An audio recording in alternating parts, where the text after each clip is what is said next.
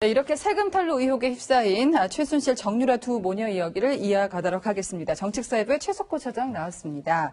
자, 서울 강남 건물을 팔았는데 양도소득세를 안 냈다는 얘기인데요. 근데 정유라 씨 같은 경우는 오히려 내가 인권 유린을 당했다 이렇게 주장하고 있죠. 맞습니다. 먼저 팩트 체크를 한번 해보겠는데요. 네. 일부 언론에서는 난소 제거 수술을 받고 입원 중인 정유라의 병실을 검찰이 압수수색했다 이렇게 나오는데 중요한 사실이 하나 더 있었습니다. 네, 뭐 말 못할 얘기가 있었어요. 맞습니다.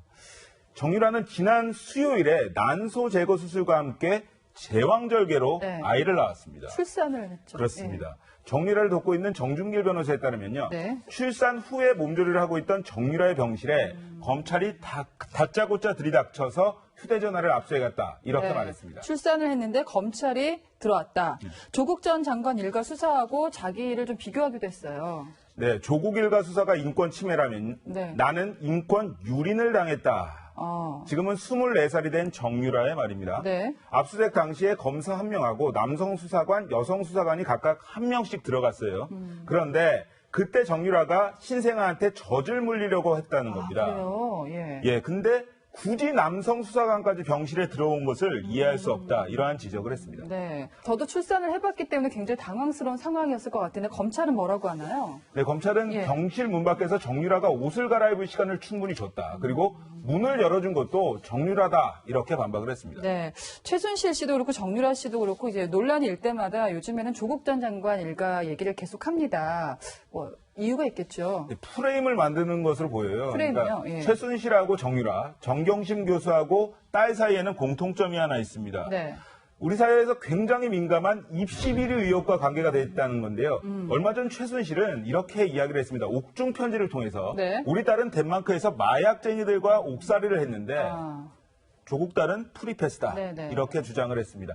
같은 의혹을 받는데 법의 잣대가 자신들에게만 엄격한 것 아니냐. 네. 일종의 피해자 프레임을 만드는 것으로 보입니다. 야당도 지금 조 전 장관 딸 얘기 나올 때마다 정유라 사태랑 비교를 자꾸 하잖아요. 좀 일맥상통하는데 정유라 씨 같은 경우는 이화여대 입학이 취소됐죠. 결국. 네, 이화여대 입학뿐만 아니라 청담고등학교 졸업도 취소가 됐습니다. 그래서 정유라의 최종 학력은 중졸입니다. 네. 정유라는 과거에 대학 입학과 학점 특혜에 대해서 언급한 적이 있는데요. 네. 조 전 장관 딸의 얘기하고 이어서 들어볼 필요가 있습니다.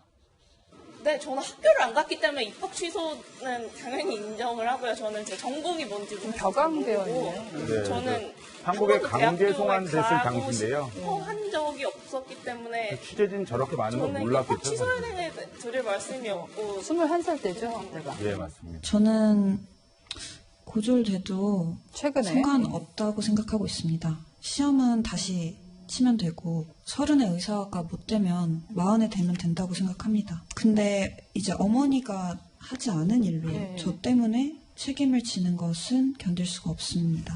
저때 정유라 씨 같은 경우는 이화여대 총장이라든지 교수들도 줄줄이 이제 그렇죠. 뭐 법적인 처벌을 받았었는데 지금 조국 전 장관 딸 같은 경우는 엮인 대학들이 굉장히 많잖아요. 그래서 이런 부분은 어떻게 되고 있습니까? 네, 엮인 대학이 되게 많습니다. 네. 서울대하고 부산대 의전원 같은 경우에는 위조된 동양대 표창장을 제출했다. 이러한 의혹이 있고요. 조 전 장관 딸이 제1제자로 등재됐던 논문이 고려대 입시에 활용이 됐는데 네네. 결국 연구 부정으로 논문 자체가 취소됐습니다. 네. 그런데 해당 대학하고 교육 당국이 검찰 수사를 지켜보겠다면서 제대로 된 조사가 이루어지지 않는다는 게 더 큰 문제입니다. 네네. 얼마 전 국정감사에서도 이 같은 이야기가 나왔습니다. 한번 들어보시죠.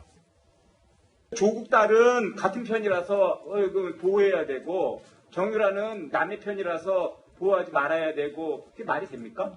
정유라 사건하고 지금 조국 딸 사건을 보면 유사한 걸로 보이지만요. 정유라 사건은 이 출결일수가 문제가 됐고 네. 교사에게 이렇게 돈봉투가 건네지는 등 자. 문제가 좀 아니, 있었습니다. 네, 유사하지만 다르다. 저희가 하는 감사보다는 경찰이나 검찰의 수사가 이미 진행되고 있어서 지난 그렇습니다. 조 전 장관이 그 정경심 교수를 면회에 갔잖아요. 이걸 두고도 논란이 일고 있는데 사실은 뭐 부부 사이인데 이런 것까지 뭐라고 하기는 좀 그렇지 않습니까? 그렇죠, 맞죠. 예. 근데 남편이 부인 면회를 가는 건 너무나도 당연한 일입니다. 그렇죠. 그런데 네. 중요한 건 조 전 장관도 수사 대상이라는 겁니다. 네, 그러니까 정 교수의 자녀 입시 비리하고 증거인멸을 조 전 장관이 묵인하거나 방조했을 가능성을 두고 검찰이 수사 중인데 네. 이렇게 됐을 경우에 공범일 가능성이 있다는 겁니다. 네. 검찰 수사나 재판에 대비해서 사전 모의를 할 수 있다. 그런 가능성을 얘기하는 거죠. 그렇죠. 바로 그겁니다. 2017년으로 우리 한번 다시 돌아가 보면요. 네. 이런 일이 있었습니다. 엄마 못 만났죠? 아, 네, 못 만났습니다. 최석호 차장이시네요. 부장관께서 뭐라고 그랬습니까? 맞죠? 예.